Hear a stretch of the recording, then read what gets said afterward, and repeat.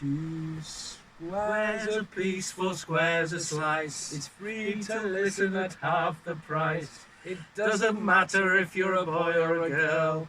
The brothers of Battenberg will show you the world.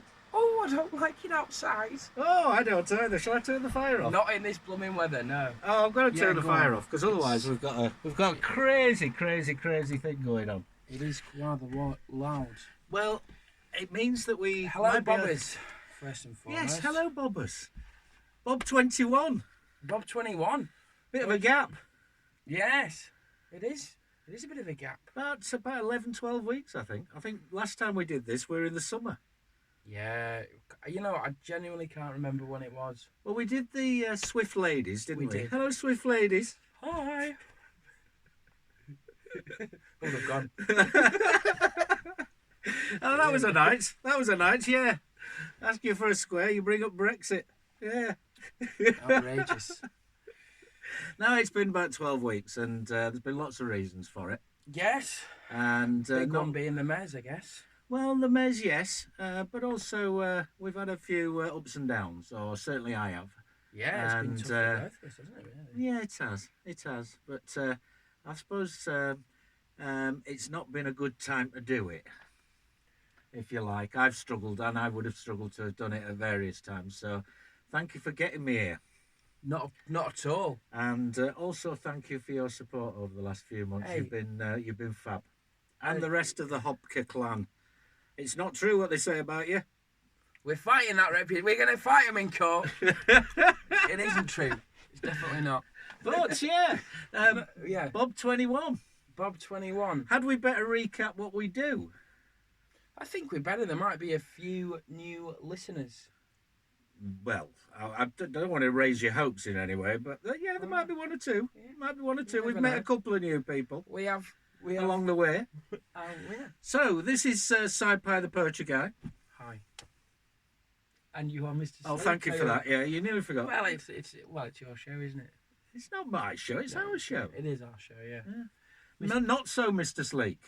Not so well. You're wearing layers, aren't you? I've got to tell you that where we're currently working up at Black Dyke Mill is probably a little bit colder than the Arctic Circle at the moment. Yeah. So I've actually got 7 layers on. He has. We have to dust the icicles off every morning. So if you come and see us at the Mez, just bring an extra layer. Yeah, we're the coldest cafe in the UK. That's our claim to fame at the moment. Art with icicles. That's it. Suffer for We your just coffee. filmed Frozen there. Frozen 2. That's it, yeah. So what we do is Bob Brothers of Battenberg, is you bring 2 squares Yes, then you bring 2 squares. and I bring 2 squares. And I think our audience would like to know that you've not told me what your 2 squares are. Exactly. It's sort of like that magician thing or Darren Brown where it's like nobody knows is in on the act. It's spontaneous conversation, isn't it? No rehearsal. A square is a topic of conversation. We bring 2 each. And we are none the wiser to each other's squares. Blind baked, as we always baked, say. yeah. Blind baked. Exactly. Blind baked. So, Side Pie the Poacher Guy, Yes. how have you been this week? This week, I've been all right. I've been up early. I've been at Oh, God, you have, haven't you? the spark of a fart. Is I've been up at. A spark of a fart? Yeah. Is there a sparking fart at that time of the morning, is there? Yeah, there is actually. I've found this. Yes. I've heard you coming down the stairs. Yeah, absolutely. Yeah. You're not quite settled at that time of the morning. It's repeating on me. Yeah. Me dinner. I've been up early. I've been getting to the mez with our new esteemed chef, cook. Yes. Colette. Yes. We've been making things in the kitchen, basically. Absolutely. And the smell and taste, wonderful. A lot of pride going into it, a lot of love, and good on you. Good on you. Yeah, absolutely. So yes, I'm actually in a strange way feeling quite energised from it, which is bizarre. It's almost like crossing the Rubicon for me. It's like getting up at that early. It's like, can you really get up that early and do it? Because otherwise I can't function.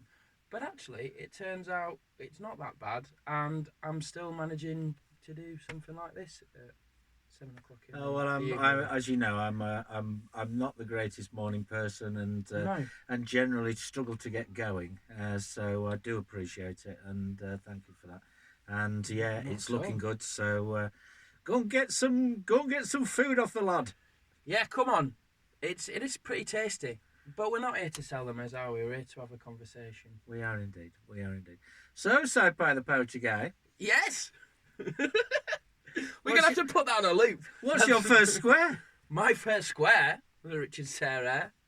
I don't know, that's a terrible rhyme. Well, I'm going to go with chaos.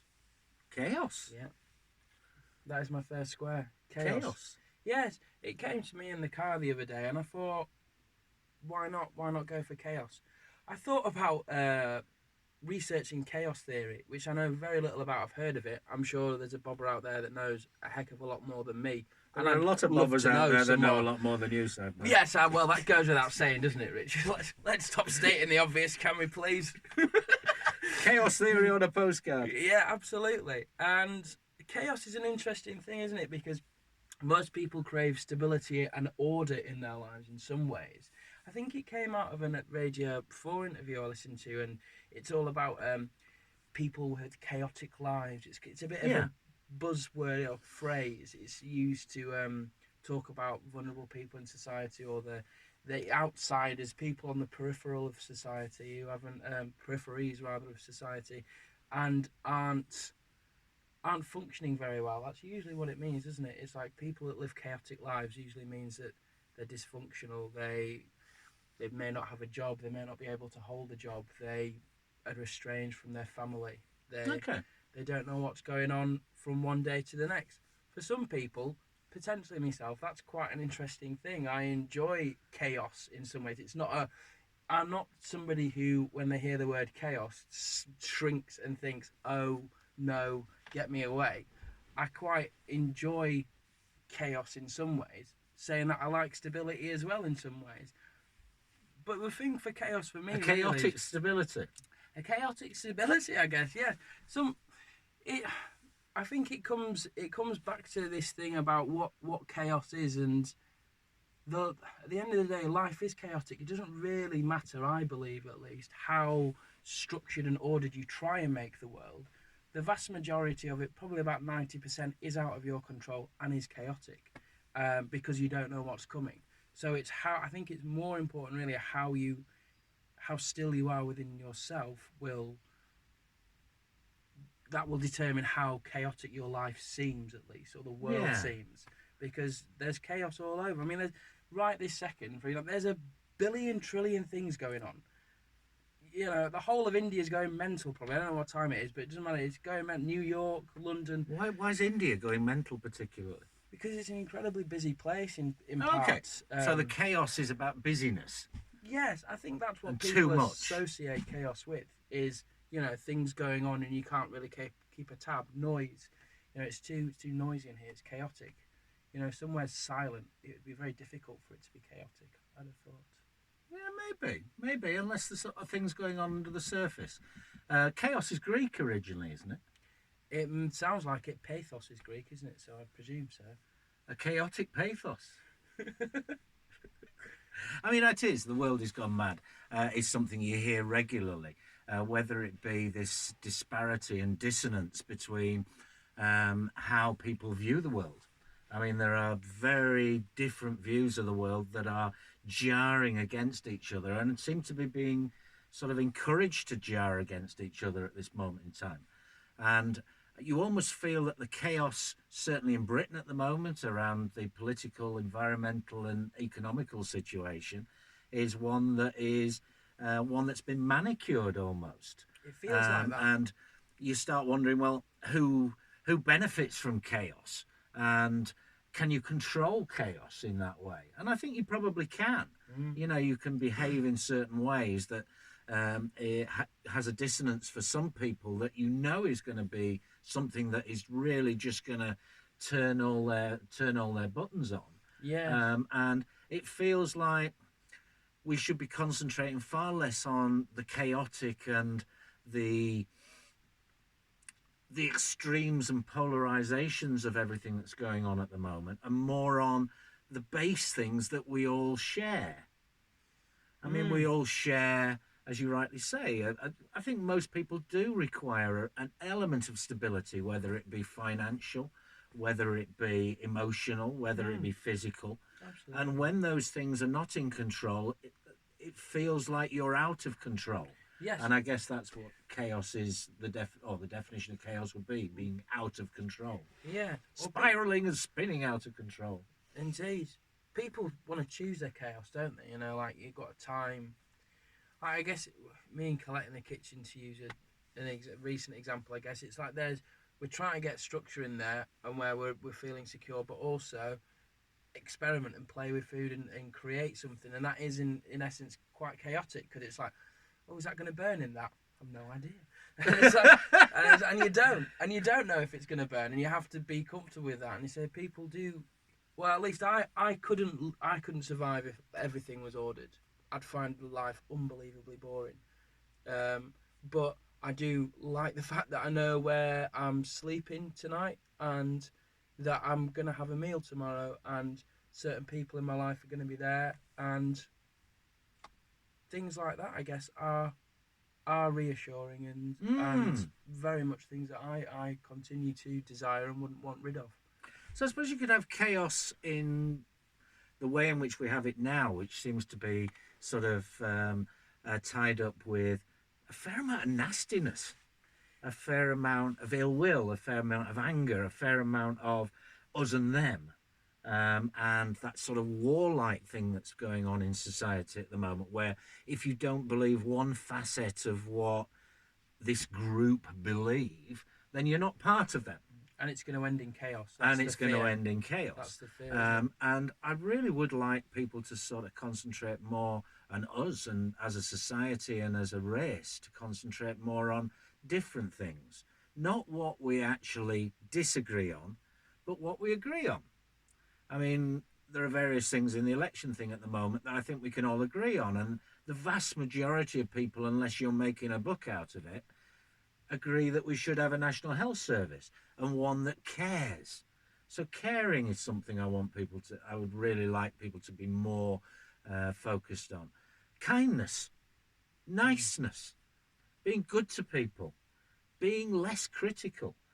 And I think if all those sort of facets were sort of boxed up a little bit more and people exercise more control, especially on their keyboards, and I've got to say, I can have a little bit of a rant myself, but if we could be more caring for the views of others, then there's no doubt in my mind we'd have less chaos and a nicer society, rather than this us and them shall never the twain shall meet that we seem to have at this moment in time. There seem to be boundaries drawn, and I think perhaps in a little bit of a way removing those boundaries and sort of opening up the debate, as we try to do with starting a conversation on here, is the way forward, and not being too quick to sort of go, oh, we're it, you're shit type approach.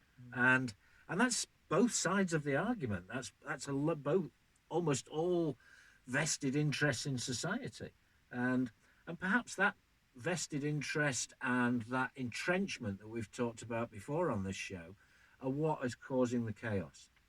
Quite possibly. I mean, there's things like we've mentioned before. Donald Trump seems to like to throw a bomb in there and just create a bit of chaos. I mean, he's a master of the social media chaos, isn't he? And gets people to feed on that trough while he's potentially doing something else. What worries me about chaos, though, is that people are making a lot of money out of it. And the third richest person in the world is a bloke called Warren Buffett. Oh, yes. And he has made somewhere in the region of coming up to $100 billion. $100 billion. Now, billions sort of roll off our tongues nowadays, but a billion is an enormous number. And 100 billion essentially is more money than probably 2/3 to 3/4 of all the countries in the world. So most countries don't have a gross domestic product of $100 billion. And this guy has made that by feeling his way and betting on the markets and how they will move. Yeah. And chaos is a brilliant thing for Warren Buffett. It's also a great thing for someone like Jacob Rees-Mogg, the hedge fund managers and so on. And my fear is that what they do is they create a chaos knowing how it's going to affect everything else, and therefore make an inordinate amount of money out of people's feelings of insecurity that chaos automatically brings. And secondly, they make an awful lot of money by creating a landscape that is an unreal one and doesn't take into account all the things I was talking about a few minutes ago. Yeah. There we have it, chaos. Chaos. Yes. A chaotic existence. Yes, indeed. Or not. I must admit, I do crave stability in a lot of ways, but not in the types of ways that perhaps I'm not somebody who massively needs stability. I can be flexible and adaptable in most ways. And I think the balance comes when you actually have the ability to have some stability, some building blocks in place, and then you have that freedom to be yourself. Absolutely. You have to have a base of stability in order for chaos to not affect you too much. But chaos in itself is not good, really. It's chaotic. It's chaotic. It is. It's all over with a the capital place. K. With a capital K. Or a capital T. There's also that band, isn't there, called Chaos? Kaos. Right, I didn't know that. Oh, you've got to keep up with the times, lad. Barely. I think they're probably about 25 years old, actually. Oh, there we go. Right, so is it me, Senpai? It is, I believe. Yeah, shall I bring my first square? I think you should. Will you ask me twice? You're not going to, are you? Will you bring your second square, please? Your first square, sorry. I'll bring my first one. No, bring your second. Oh, thanks for asking. I see, I'm trying to... What's the word? Panda. Well, while you've been working in the kitchen with Colette... Yes. Apparently, she decided she was going to do some research on you. Did she? And therefore went back and watched an old Bob. All right. And said, you know, that's quite good, that. Yeah. Which I thought was one of our better reviews. She said she enjoyed our rapport, didn't she? Rapport? Yes, well, that's what she said to me. Oh, well, that's fair enough. That's fair enough. Well, she's brought the square. All right. Yes.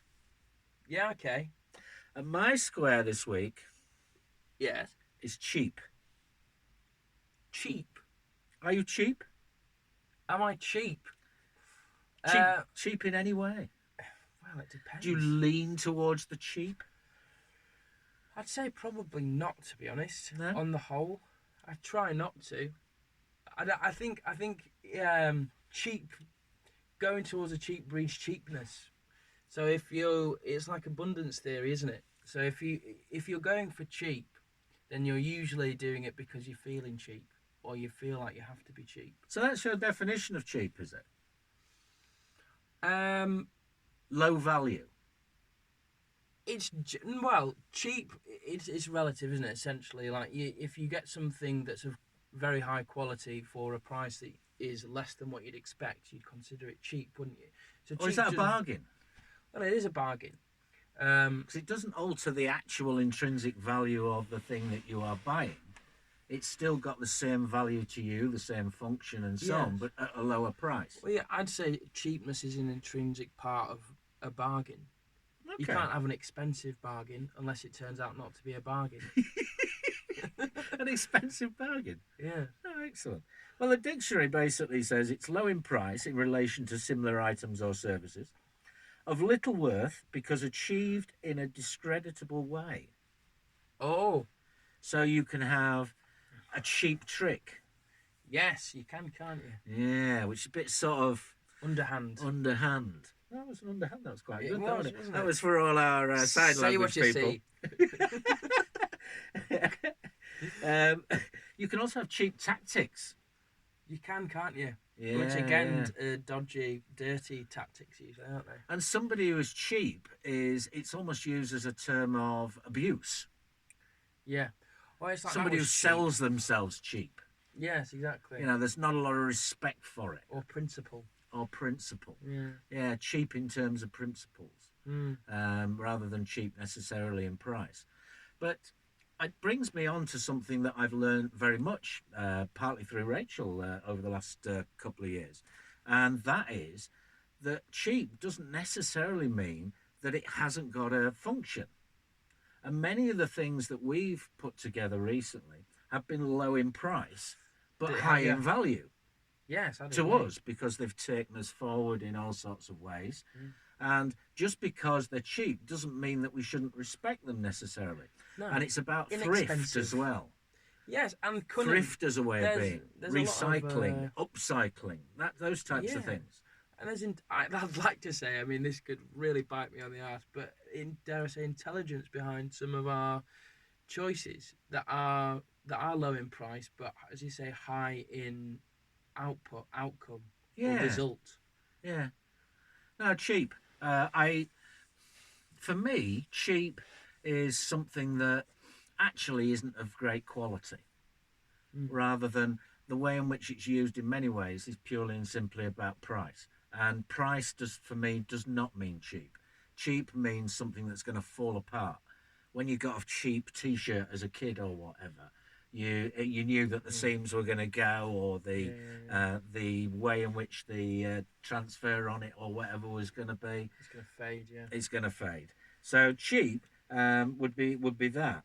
The other things I was looking at were bargain basement. You know, that would be, sadly, at this time in the economic cycle, there are an awful lot of things that are cheap because either people have no more use for them and we've got too much in our materialistic society, or they are things that people sadly have lost.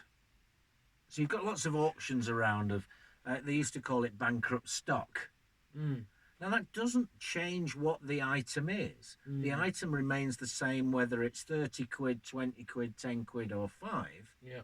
but the way in which you buy it. So there's a lot of people who are very clever nowadays. And cheap doesn't mean cheap. What it means is you've actually been pretty savvy about what you're Yeah. doing. Well, this is it. There's a huge amount of quality products out there that are going cheap. Essentially, it feels like the world has got far too much stuff in it. There's more than enough stuff already. If all manufacturing of tables stopped today, I feel like we'd have enough tables. It feels like that, at least for maybe 10 years. I don't know. I'm just Yeah, yeah. throwing that out there, but it feels like It it. feels like the value of things has Or just gone. cars as Has well. just gone. I mean, we watch on a day-to-day basis the auction rooms, for example, who go Mm. and do house clearances, Yeah. and they actually charge people to take things away. I mean, not everything. You know, there may be something of value that they pay for, or they say I'll come and do it for nothing Mm. if I can have that. You know, and there's a value on that. But all the rest of the stuff then has a value as well, and I think this materialistic spiral that society has gone down in the last sort of probably 50 years, 60 years since the sort of you've never had it so good Mm. Harold Macmillan in the 60s. Um, I think we've lost that value of things. Yes, and there's been a lot of cheapness Yeah. in material as well. It's like over the years, it seems like things aren't made because they're quality, and you do it because it's a quality thing. You do it to make it cheaper. How do we make this cheaper? How do we make it more efficient? Efficient in terms of cost. Usually, it doesn't seem like to make it better. I It's mean, like what's the to value? Yeah. undercut seller other Thomas will, my son competitors. Thomas will not wear anything that isn't branded. Really. Nothing. And he's very clear about it. It makes him feel better. He was wearing a Tommy Hilfiger shirt the other day. You know, and that he could buy the same T-shirt without the Tommy Hilfiger of just the same standard for half the price or less. Mm. So branding and marketing and direct marketing and advertising and making us feel that we can not do without something because there is a societal or peer pressure that's pushing you to buy something, Mm. I think has actually skewed the value of everything. I mean, you try buy. I mean, for sake of argument, it's like buying a car off the showroom. In the showroom, it's 50 grand. Mm. As soon as it comes out of that showroom, it's done 10 miles. All of a sudden, it's 35. Yeah. And there is no sort of pathway which says the value of something is actually remaining because that item is useful. It is all monetary. Yeah. And I think cheap can be a really, really good thing because it actually means that a lot of people can buy things and do things for goods, services, or whatever that Mm. they wouldn't otherwise be able to do, Yes. providing they're a bit savvy. I mean, I do loads of eBay, as you know, Yep. and I generally sell things that people would regard as being at a very good price or cheap. But the truth is, I bought them for less. Well, yes. And in those circumstances, it's almost that you can push an item to almost any price that you wish it to be or want it to be within the market by purely and simply representing it in a different way. If I take a nice photograph of something, it's likely to sell for more, despite the fact that the item hasn't changed. Mm. And I I think think that's the smoke and mirrors of cheap. yes. I mean, there's a wonderful thing about Empika Yes. or any other charity shop really that you can get some really good quality stuff in its day when it was new. You know, got some Windsor china, been like really lovely stuff for a very cheap price. And as you say, it does allow if we do spend less on material objects, that could allow us potentially to spend our money or allow us to free up ourselves to do other activities other than buy things and then have Or be less no dependent on money. money. Yes, exactly. Yeah. And that spiral that causes. I mean, Thomas is very clear. He's going to earn a lot of money in his life, and good luck to the lad. If that's the way he wants to Yeah. go, he'll obviously be supported in everything that he wants to do. But if he changed his ways just slightly, I think potentially he'd be happier because Yeah. there'd be less pressure on him Yes, it and does. less peer pressure. And Mm. I mean, I go out with Thomas and he goes, "Oh, you seen that jacket, Dad?" And I'll go, "It's a puffer jacket." He go, "No, no, no, no, that's not just any puffer jacket. Mm. That is a Lacoste D76B. Mm. That's 700 quid, Dad." And I'll go, "Really?" Yeah. So I think cheap is a relative term in the same way that expensive is a relative term. Yes. And it's all about who who is actually doing the buying and selling. There's Cheapside in Bradford as well, isn't there? There's quite a few Cheapsides around. Cheapside. Yes, you know, in the Yeah. street. I've always wondered why it's called Cheapside. Presumably, it's where you're at the cheaper side of town. I don't know. Cheapside. You wouldn't want to live on Cheapside, would you? Well, maybe you would. Bargain. Well, yeah, to be fair. Might get stabbed, but through your letterbox. Why would you get stabbed on Cheapside? Cheap doesn't mean bad necessarily. I've just been saying that for the last 5 minutes. I know, I've been naughty there, Yeah, haven't you I? have really. Yeah, yeah, Cheapside. I don't know. Perhaps cheap has another meaning that I haven't managed to find. I mean, Well, there there's is birds cheap, don't they? Chirpy Chirpy Cheap Cheap. One of Thank the you. great songs of the 1970s. Middle of the road, you know. Right, okay. Chirpy Chirpy Cheap Cheap Chirp. You know, that's not too far off some of the pop songs that come out these days as well, really. Oh no, it has much greater depth than most of the pop songs nowadays. Okay. Yes, Well, I good to have know. Jessica and Thomas in the car putting Capital Radio on, and it's a lesson in the banal. It's horrendous. I've been in that car a few times when it's on, and you know the way that the will to harm yourself rises quite dramatically when those songs are played. It's quite remarkable. I found. I quite like them dancing monkeys though. What on Capital? Yeah, yeah, yeah. You don't even know what I they are, haven't do you? seen them ones, no. God, blimey, I tell you. Been number one for about 3 weeks, lad. What Dancing Monkeys? Sounds a bit like Björk. What Bjork? Björk! Who's Björk? Is that the cheap version of No, Björk? that's the Icelandic pronunciation. Sounds like knockoff Lurpak. I mean, or the something. Icelanders, Björk. they- She came last in Eurovision in 1982. She didn't do too You're well. all right, Björk. It's like, we can't afford Björk, but we can get Björk though. She's only 80 quid. A tribute act. She'll come all the way from Greenland as well. Iceland. No, Björk's from Greenland. Björk's from Iceland. Oh, I see. Björk's It is icy, yeah. You're right. Björk's the cheap sister. Well, you'd say that. I Well, I thought wouldn't know. her Just a performance was question. moving last time I saw her, Was it? and I could afford a taxi home at the end of the night. Scream. She was driving actually. I tell you what, the Icelanders though, they value somebody. Do you see what they give Björk for services to Iceland? What did they give her? They give her an island, Did they? and it's a beauty, absolute beauty. Wonderful. Yeah. They gave her an Wow. island, and valuing the good, if you like. Do that again. Well, it's quite a good impression, isn't it? No, I just enjoyed it. The island with waves crashing around my eyelids. God blimey, we've taken 21 shows, and I know. Do you know what? That's the first time he's sung like that. It is. Yeah, it It is. won't be the last there. It won't I'm be going to the give best. Björk a run for her money. Are you? I'm the next Björk, I'll tell you that now. Well, I think the person who outdid Björk was probably Lady Gaga, wasn't it? In outfits and so on, and sort of yes, I that suppose sort of so. off the wall But craziness. Björk's far more arty though, isn't she? I'd rate Björk more than Lady Gaga, really.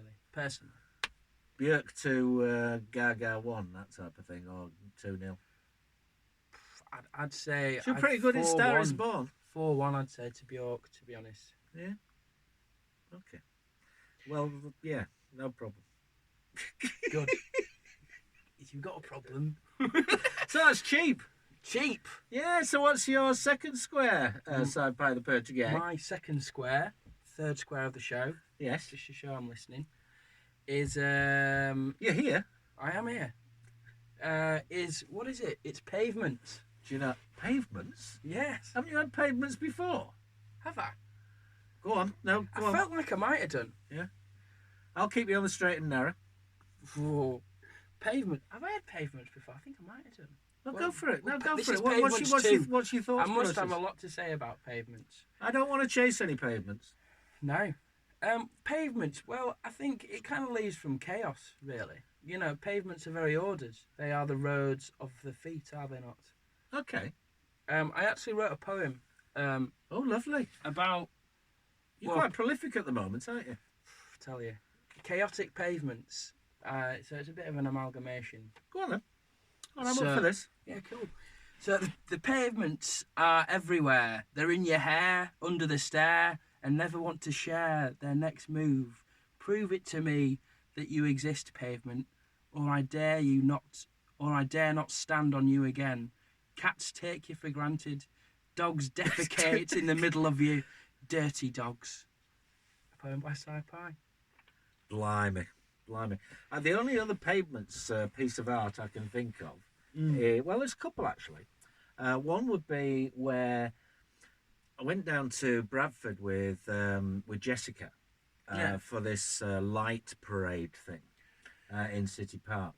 Yeah. And someone had very wisely left all these chalks all over the place.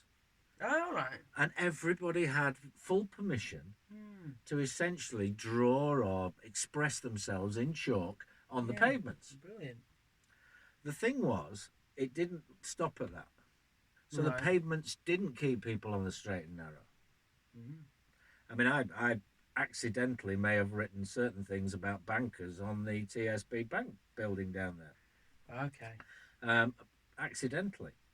Plus, we did a wonderful mandala around a grill, a Remind me grid. what a mandala is It's again. like a sort of concentric circles pattern, if you like. Okay. A sort of often symmetrical, and having an order. But they sort of draw you to the middle, if you like.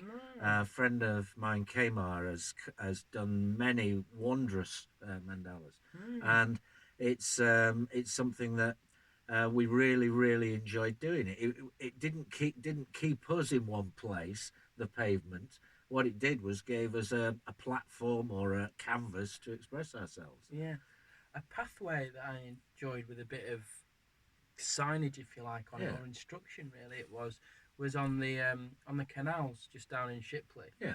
I guess it is a water pavement. I don't know what it is, I suppose but it is. Yeah, yeah, the towpath. Yeah, yeah, yeah. and it says smile. Some says something like "smile as you walk by." So like smile to others on your way down the canal, which I really like. Oh, I like that. I That's like I like the towpaths for that. positive, When positive my signs. stepson Ben was a young lad, he were a bit shy, Mm, and used to encourage him and to sort of say hello to the next people that were coming down the pathway, yeah, coming down the towpath, and it got to the point where he'd run ahead so that he would get to speak to the next person, and it really worked in that regard. And I think pavements, perhaps because of the way in which they channel people and channel things, mm, probably bring people together in that way. yes. You can either be nasty to somebody, or you can go past like this, Yes, well, that's what I or was you can thinking be of. Yes, friendly. And it can be a bit awkward, isn't it, if no one makes eye contact with you on the pavement? yeah, You just pretend that no one's there. I really enjoyed pavements in Germany recently. Went to Berlin, and this is true. And I know it is. Yes. and they've got mostly because Berlin saw a lot of bombs thrown down its jumper or what have you in the mid 20th century, and that's meant that there's been a lot of rebuilding of the city. And I'm presuming what town planners did or city planners did is says, right, we are gonna make space an absolute premium here, and the roads are very big and the pavements are massive. You've got cycle paths and then you've got big old pavements, and it really makes a difference to the amount of space you have on the pavement. And that's nice to not feel like you're having to move out of someone's way. Yeah. It almost having more space means you're potentially more friendly. I mean, I wouldn't say Berliners are massively friendly, but people certainly felt relaxed. There was a calmness to people. A bit more space to get around. Yeah, Yeah. just a bit of Not that personal cramming. space. Yeah, Yeah. exactly. And you could feel that people felt, hey, it's nice. I'm not. You didn't feel disturbed by anybody or anything, which was nice. Yeah, I was also, of course, one of the great singers of our time, or pop singers of our time, Adele. Yeah. Her first hit, of course, "Chasing Pavements," Oh yes. which is a fab track. It's tune. Still stands up very much. In fact, in many ways, it's still my favourite Adele track. Great song. And yeah, Pavements. I like. There's pushing the pavement, isn't it? They talk about salespeople at the door. You push the pavement. Do they? Yeah, like you hit the pavement, like you. Oh, a bit like the electioneers at the moment. Yes, exactly. Doorstep, and you've got to tread it fast. You've got to Yeah. work hard at it. I don't want to curb your enthusiasm, though. That's two dad jokes? No, it's only one, isn't it? You had another one earlier on. Is it? Yeah. I don't do it to me. You see, you're trying to box me up. I'm trying to You're curb your trying to keep me, enthusiasm, aren't I? you're trying to keep me on the pavement, on the know. straight and narrow. Pavements. I think, in terms of street furniture, of which pavements would be part of that, with the sort of delineation where you've got all your lampposts, you've got your bins, you've got everything that goes on a pavement, if you like. You often have benches on a pavement and so on. I think a little bit more imagination with pavements would be good. Mm. I mean, perhaps you could. I mean, there's the Purple classic curbs. purple curbs. Yeah. That'd work. I once sent a letter. I think I've told you this about concrete buildings in city centres. Yes, painting them. Paint them. Yeah. And why well can't up you for that. paint pavements? Make things just a little bit more exciting, a little bit more vibrant, Yeah. a little bit more creative. Less Bisto grey. Well, yeah. And pavements do. They get mucky. They get, you trip over the slabs as they come loose and so on. And I want there to be more care about our environment. More care. I mean, the towpaths are a brilliant example of that. I mean, at the moment, they're soggy as hell. and they're not as well kept as they could be and should be Oh, because they are important pathways. yes. I once went to see, as a business consultant, a company that sadly no longer exists, and it's called Scriptus. Right. And the guy that ran it was the brilliant named Michael Jackson. Okay. And he explained to me what he was. They did signage for people, but Mm. they also worked out exactly where that signage should be. And he said to me, he said, we can only get it about 85% right because the other 15% of people are unpredictable Mm. and they won't stay on pathways. They Yeah. won't stay on pavements. I Yeah. mean, the whole term jaywalking and so on. Yes. Well, they call them desire lines, don't they? Three Well, parts. his description of the people that will not stay on a pavement or a pathway was stuck with me for ages, and I was sniggering all the way home. And he called them Neanderthals Neanderthals. because That's a they great pissed off name. the planners. I'm They certainly pissed a off the people Neanderthal. who basically had created this space for people to walk, and they couldn't stay to them at all. So whenever you see pathways between buildings which have grass either side, Mm. you will always see this little percentage, which apparently is about 15%, that is worn grass or whatever, where Yeah. people will either take, and not always, either take the shortest way Yeah. or sometimes take the longest way. Really. And The that's what longest way. Neanderthals do. Right. And I think Neanderthal is just a wonderful term for saying, people who can't be kept in that sort of straight and narrow, that very Yeah. fixed way of you will go from A to B in this direction. They don't like the well-trodden path. They don't like the right, well-trodden path at all. So pavements. Pavements. Shall we have your fourth square, the fourth and final Yeah. square? I've thought long and hard. Obviously, it's been 10, 11 weeks since we did this. Mm. And there's been a lot of struggle, a lot of heartache during that period of time. And one of the things that I felt an enormous amount of is what my fourth square will be. And my thoughts in this are about the people who are involved, both in my life and also in their wider families' lives and so on. And my fourth square is loss. Loss. Yeah. And I I kind of I wanted to look at it because it's something that I felt a lot of recently. And loss, I think, is inhibiting, but is also a process that sadly you have to go through. I wanted also to talk about not just my sadness, but also the loss that I felt with people that have died. Two people that I care very much about have died recently, and others who I know people very well who they've had people die too. In fact, it was almost like a domino effect. There were about four or five in a couple of week period, and that created an enormous sense of confusion and lack of cohesion and lack of understanding of what on earth was happening. And the two I'd like to mention most of all are probably the two most tragic deaths.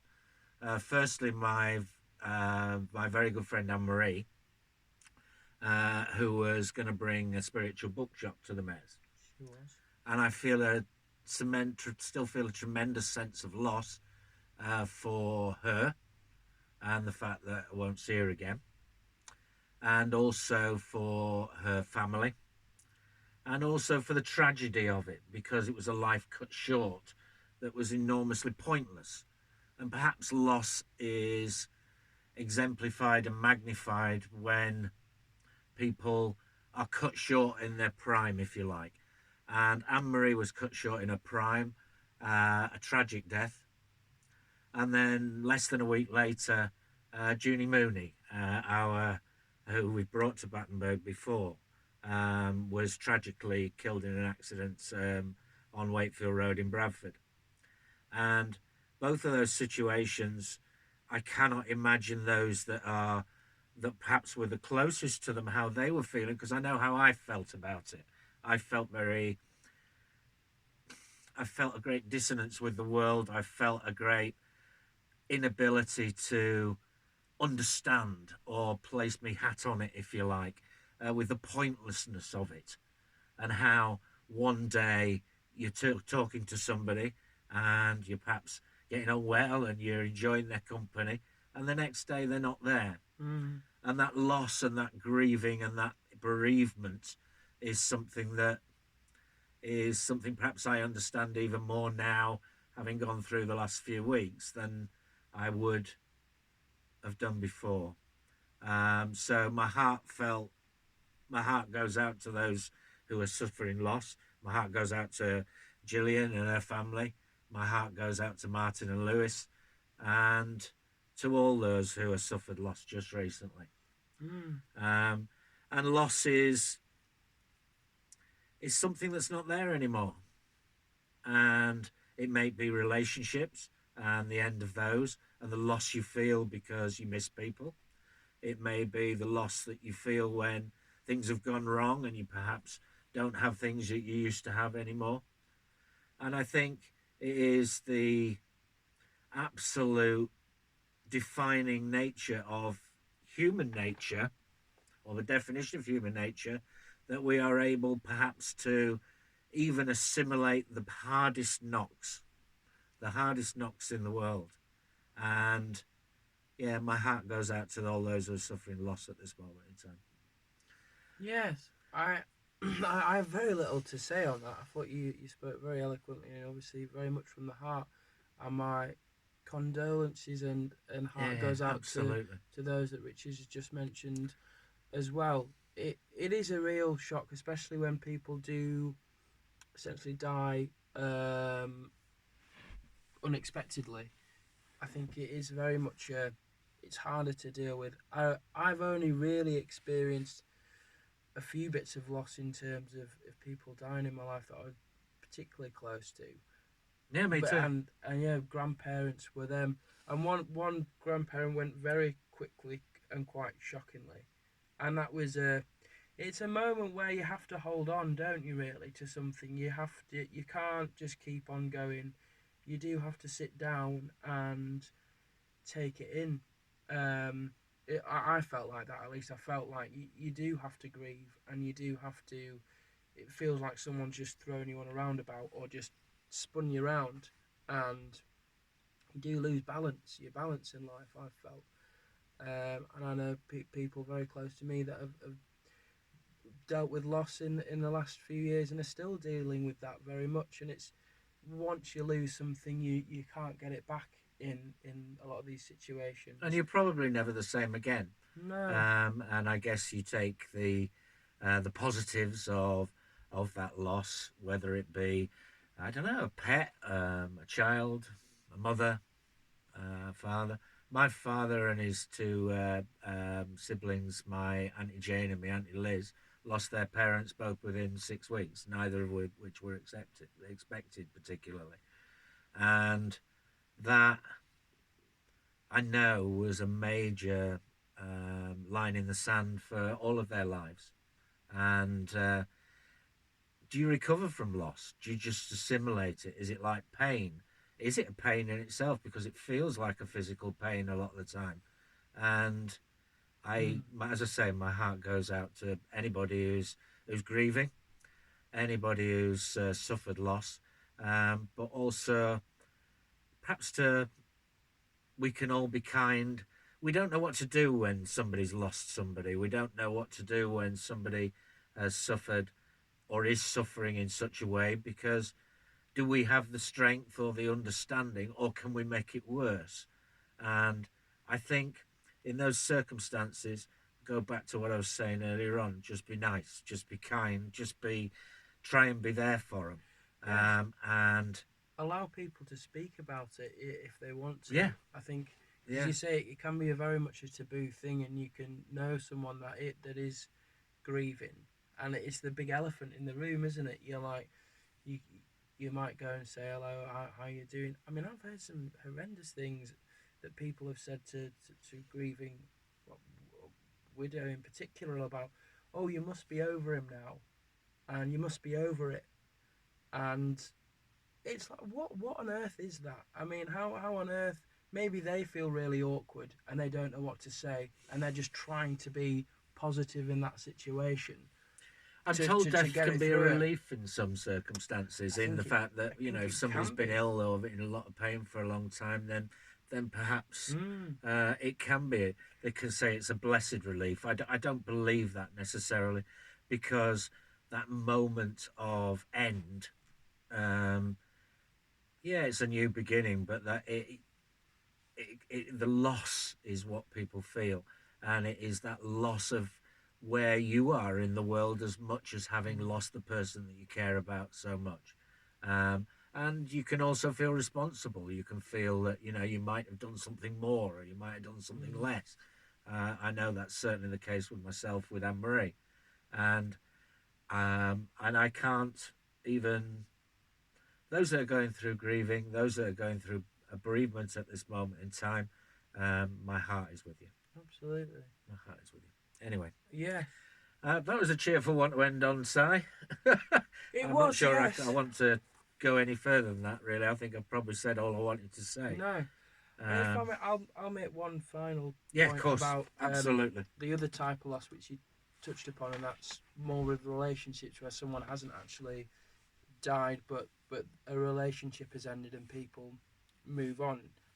Yeah. And there's that feeling that I've experienced, at least when you've been very close to someone and you do pull away, and it is for me it was a very physical feeling for a few months after that. Really did grieve the relationship and felt that leaving. It's almost like you've entwined yourself with someone else, and it's like an unraveling, and it's like something is pulling away from your soul, and that's a painful thing as well. Yeah, it is. Yeah, it is. Absolutely, it is. Yeah. Absolutely. Loss. Chaos. Loss. We are at a loss. We are at a loss, and thank you so much for being patient with me and getting us back into Bob. Bob means a lot to both of us, and we sincerely hope that we've, It's good to be back. despite the lack of practice, that we've perhaps done Bob justice a little bit.